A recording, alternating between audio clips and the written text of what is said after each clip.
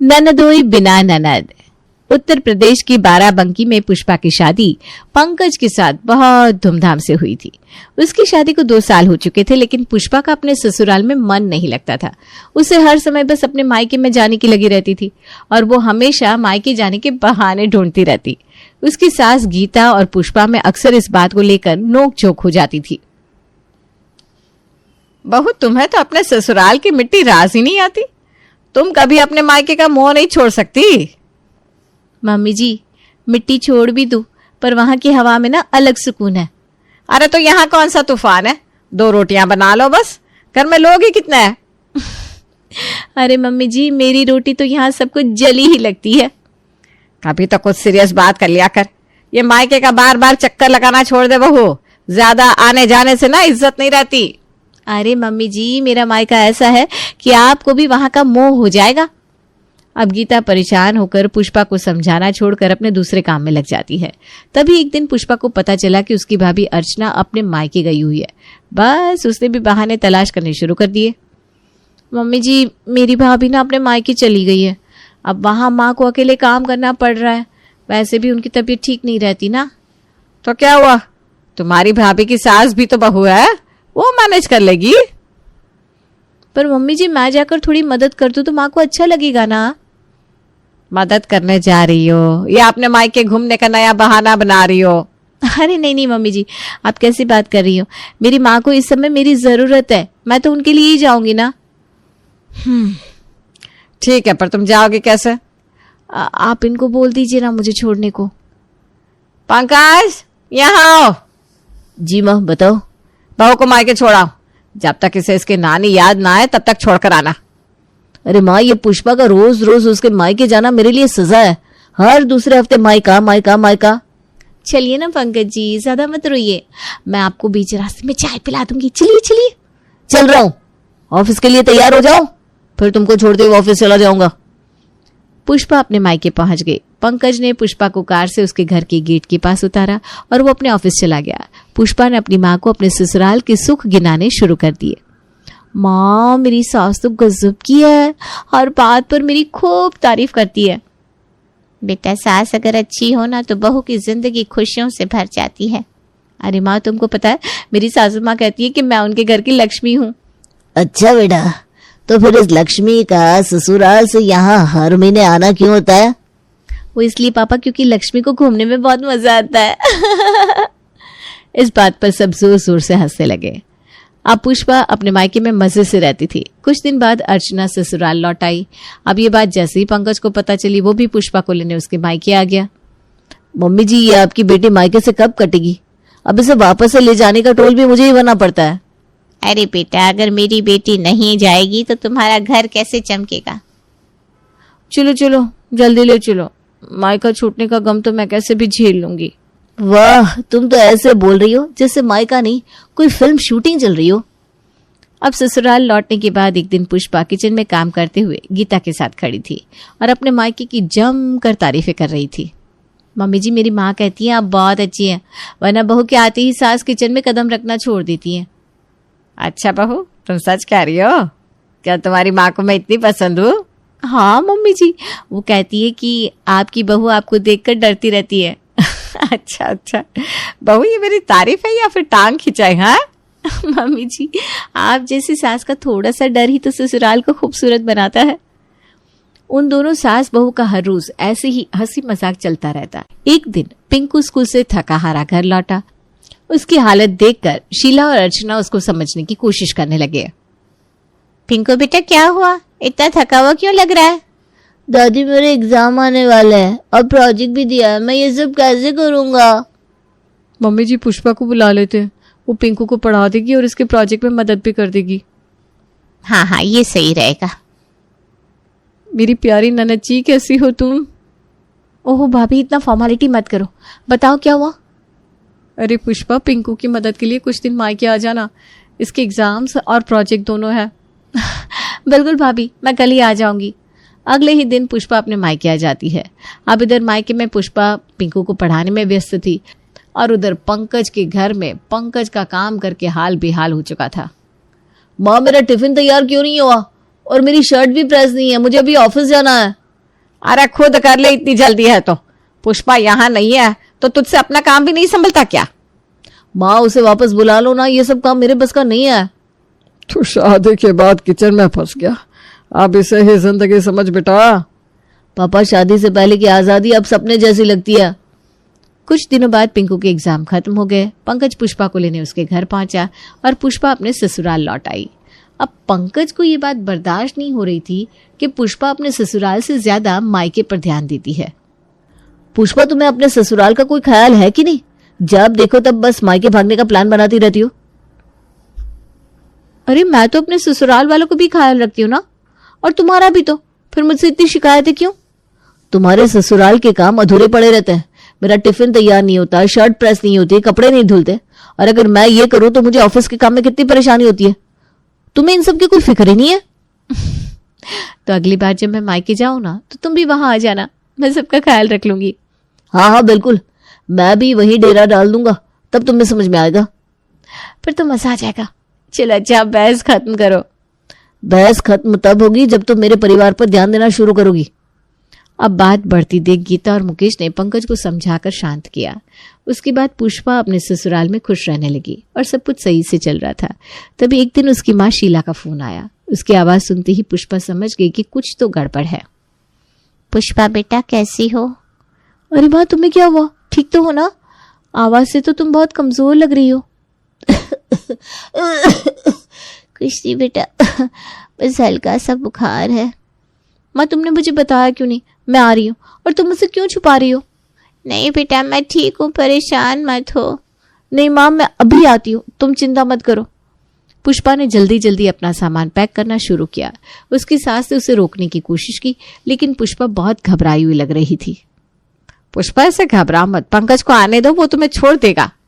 नहीं मम्मी जी, मुझे लग रहा है माँ की तबीयत बहुत ज्यादा खराब है, मैं अकेली चली जाऊंगी। अरे इतना क्यों घबरा रही हो? मैं पंकज को फोन कर देती हूँ। मम्मी जी, इसका टाइम नहीं है, मुझे तुरंत निकलना होगा। ठीक है, लेकिन जल्दी लौट आना बेटा, ससुराल की जिम्मेदारी भी तुम्हारी है ना। जी मम्मी जी। शाम को जब पंकज ऑफिस से लौटा तब उसे जोर से भूख लगी हुई थी। उसने पूरे घर में आवाज लगाई, लेकिन पुष्पा कहीं नहीं दिखी। पुष्पा, पुष्पा कहाँ हो? खाना दो, मुझे बहुत तेज भूख लगी है। बेटा वो तो मायके गई है, उसकी माँ की तबीयत खराब है। क्या? फिर मायका? अब बहुत हो गया माँ, अब तो मैं उसे सबक सिखाऊंगा। अरे बेटा गुस्सा मत कर, बहू बहुत परेशान थी इसलिए चली गई। तो मैं भी तो परेशान हूं ना माँ, घर के काम, ऑफिस का काम, सब कुछ बिगड़ जाता है उसके बिना। रोज रोज घर के काम और ऑफिस की जिम्मेदारी संभालते संभालते पंकज परेशान हो गया। उसने अपना बैग पैक किया और ससुराल पहुंच गया।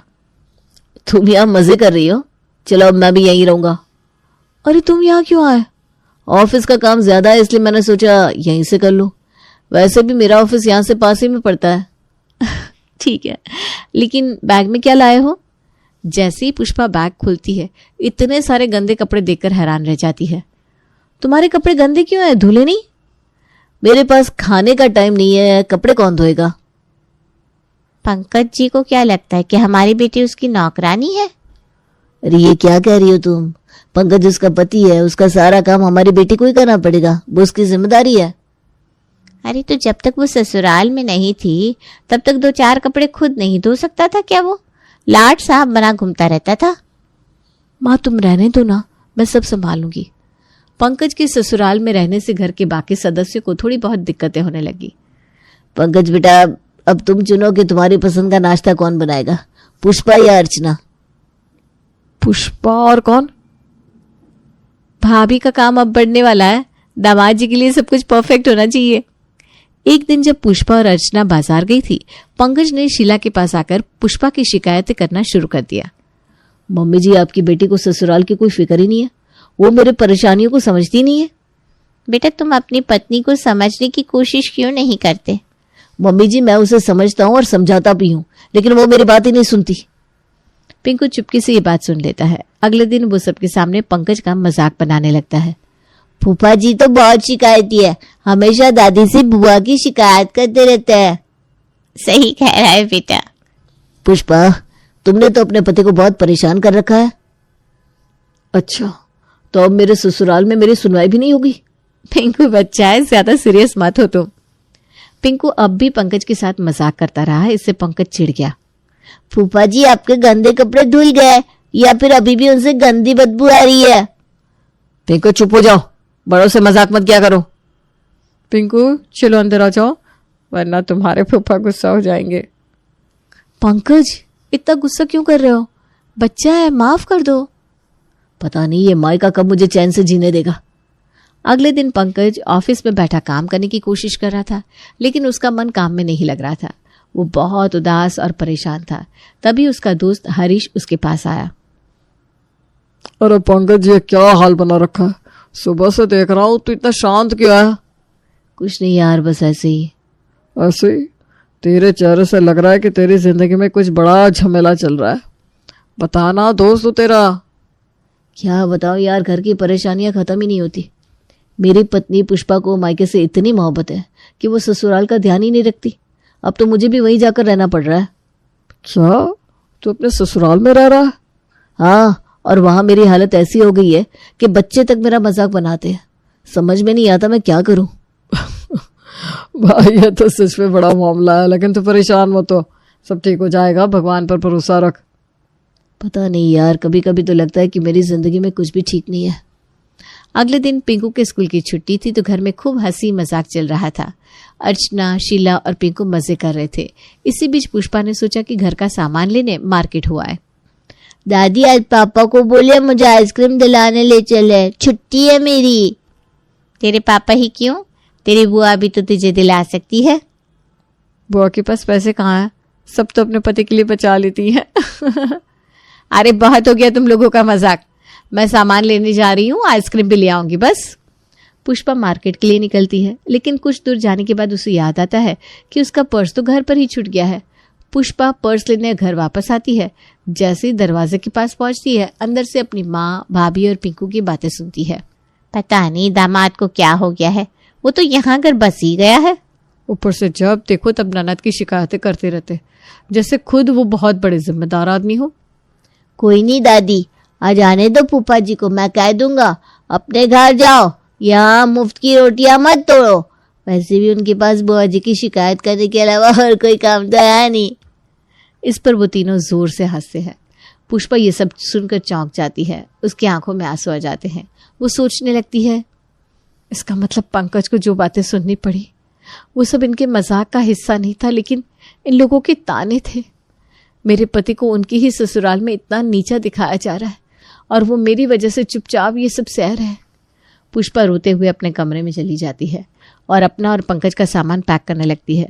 पंकज शाम को थका हारा परेशान होकर घर वापस लौटता है तो उसे देखकर पिंकू उसकी ओर दौड़ता है।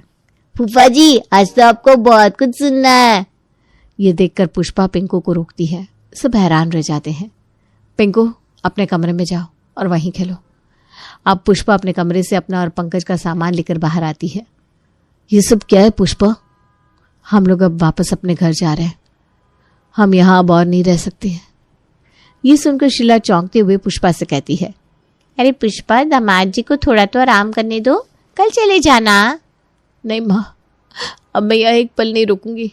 पंकज, अब चलो यहाँ से। अरे लेकिन अचानक ये सब क्यों? पुष्पा पंकज का हाथ पकड़कर उसको बाहर ले जाती है और वो दोनों अपने घर लौट आते हैं। पंकज को अभी भी समझ में नहीं आ रहा था। अब पुष्पा ने ससुराल आकर सबके लिए शानदार खाना बनाया। अरे वाह, आज तो पुष्पा ने सबका फेवरेट खाना बनाया है। आज मैंने सोचा सबको खुश कर दूं। बहुत दिन हो गए थे इसे साथ में बैठकर खाना नहीं खाया ना। ये सब अचानक क्यों पुष्पा? क्या हुआ है तुम्हें? कुछ नहीं पंकज, बस यही सोच लिया कि अब सब कुछ ठीक करना है। पंकज चुपचाप सोचने लगता है कि पुष्पा के इस बदलते रूप के पीछे क्या वजह हो सकती है। अब सारा काम निपटाकर सब सोने चले गए। रात का गहरा सन्नाटा था। पंकज गहरी नींद में था, लेकिन अचानक उसे ऐसा लगा जैसे कोई पास में रो रहा है। उसने आंख खुली तो देखा पुष्पा बिस्तर पर बैठी रो रही थी। पुष्पा, ये क्या हो रहा है? क्यों रो रही हो तुम? पुष्पा उसकी ओर देखती है लेकिन कुछ नहीं कहती। पुष्पा, मुझसे बात करो, सब ठीक तो है ना? पुष्पा अचानक पंकज को गले लगा लेती है और जोर जोर से रोने लगती है। अरे पुष्पा, ये क्या हो रहा है? तुम कुछ बोल क्यों नहीं रही हो? पंकज, मैं कितनी बुरी पत्नी हूँ। मेरी वजह से तुमने कितना कुछ सहा। मैं हमेशा बस अपने मायके के बारे में सोचती रही। मैंने कभी तुम्हारे घर का ध्यान ही नहीं रखा। अरे ये सब अचानक क्यों कह रही हो, क्या हुआ है? मुझे माफ कर दो पंकज, मैं वादा करती हूँ अब से सब ठीक कर दूंगी। अरे ठीक है पुष्पा, लेकिन तुम्हें मुझसे माफी मांगने की कोई जरूरत नहीं है। अब मैं हमेशा तुम्हारी भावनाओं का सम्मान करूंगा। पुष्पा पंकज का हाथ पकड़ती है और वो दोनों एक दूसरे को गले लगा लेते हैं। पंकज को अब उसकी बात पर यकीन हो जाता है। अगले दिन पुष्पा ने सबको हैरान कर दिया। वो सुबह जल्दी उठ गई, पूरे घर की सफाई की, नहाकर पूजा की और फिर गर्मा गर्म नाश्ता तैयार किया। पुष्पा का बदला हुआ रूप अब ससुराल वालों को बहुत पसंद आ रहा था। वो अपनी हर जिम्मेदारी बखूबी निभा रही थी। घर में अब सबके चेहरे पर खुशी थी।